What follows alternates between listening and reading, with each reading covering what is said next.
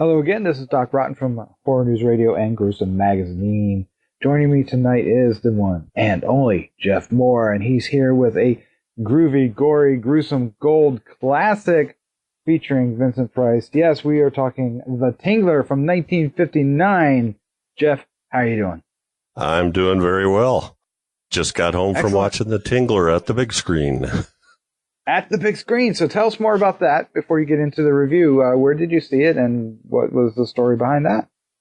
Well, they have, I try to keep track of things like the Fathom event, Turner Classic Movie things, but this happened to be something called Cinemark Fall Classic Series.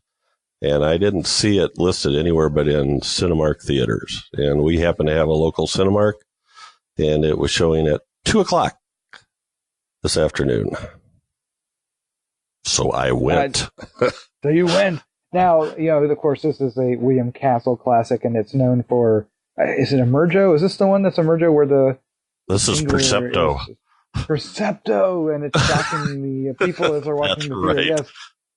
Yes. I take it they didn't do anything like that. No, unfortunately, there was no William Castle shenanigans in this theater, which would have been fun, but... And frankly, there was only 5 people, which is very disappointing to me. When I first got there, I was by myself, and I was actually thinking, well, maybe I should take my pants off in tribute to Santos. But nice. More people came in, and I refrained myself. The pants stayed on. All right, well, tell us a little bit about The Tingler and what you thought of the film. Well, I always try to make these classic big screen showings, especially when it's movies I've never seen on the big screen, and it's one of my favorites. So I was very excited to see this come up, and it was great seeing William Castle walk out in the little prologue and tell everybody about the problems and the screaming, and then all the heads come on the screen and scream, and you've got that full, larger than life thing on there. It was great. You also start to realize just exactly how tall Vincent Price is. But when you're watching it on TV, you don't always get that. So I think everybody knows the story about this. So I won't go into that. But with Vincent Price, his is a pathologist, and his assistant is played by Daryl Hickman. There's a silent theater owner played by Philip Coolidge and his wife, Judith Evelyn. And Vincent Price's wife is Patricia, played by Patricia Cutts. So I'm always amazed by the script by Rob White is incredibly tight. And there's so many little things in there. And I shouldn't notice this stuff just because it's on a bigger screen, but I did. So there were things that I noticed that I would not normally have noticed. There's the scene when he removes the Tingler from the body, and there's like a screen up in front of you, so you don't actually see it. You just see the shadow. On the big screen, I could actually see like there was some like goo dripping off the Tingler and the shadow. You could see the shadow of the drips. So little things like that, I just think really made it worthwhile. And it made me realize in this tight script, I started to question. There was a couple of things where I wondered who did what, that I maybe hadn't thought of before. So it was great fun. Well, a couple of things that I remember about The Tingler that I'm interested to hear about how it played on the big screen is, it's a black and white film, and of course there is the famous color insert. Did that go over well in the big theater? Yes, it did. I've seen varying descriptions of how they did that, but when it cuts from her to the color, you can see a little bit different. It's a little fuzzier when you see her, and then when they cut to like the sink with the blood coming out of the faucets or the bathtub full of blood, it becomes sharper again. So I think they played with it a little bit there, but it still looked pretty good. I was surprised at how good it looked, especially the blood part. That stuff was in sharp focus. Yeah, that always fascinated me when they did that, the contrast between black and white and color. And the second thing is, that as I got older and I realized what was happening is the LSD scene. Yes. That's always especially when he opens the window and he can't, he says he can't open it and he's suffocating it. How's that play in the theater?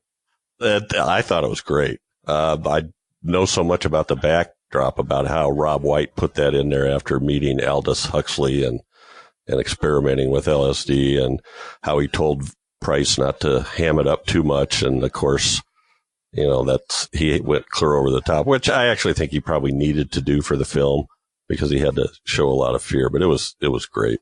I love the scene where his assistant and, his wife's sister are outside the locked lab door, and there's a little window on the top, and he's locked the door, and they're standing looking through the window, and there's curtains over the window, but the curtains are on the outside, which seemed really kind of bizarre.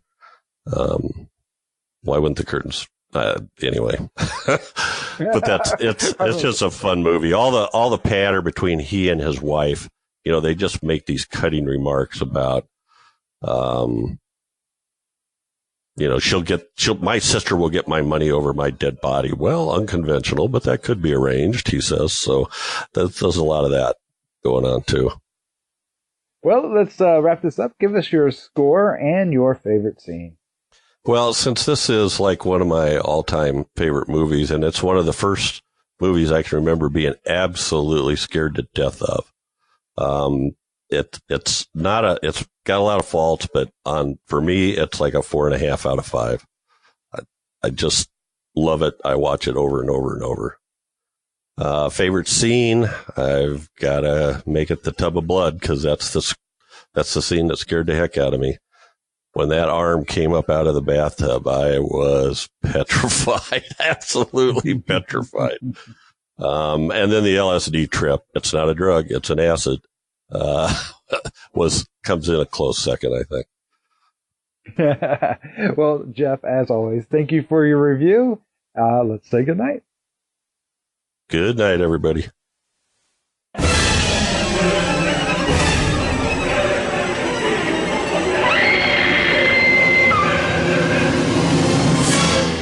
Gruesome Magazine.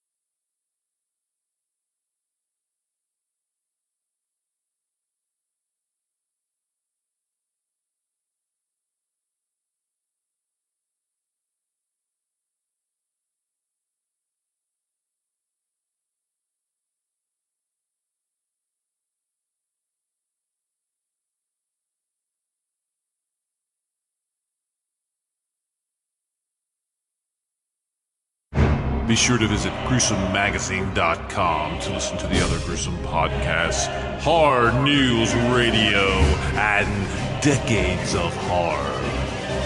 Also check out the Gruesome Magazine Quarterly, available in digital and print-on-demand format.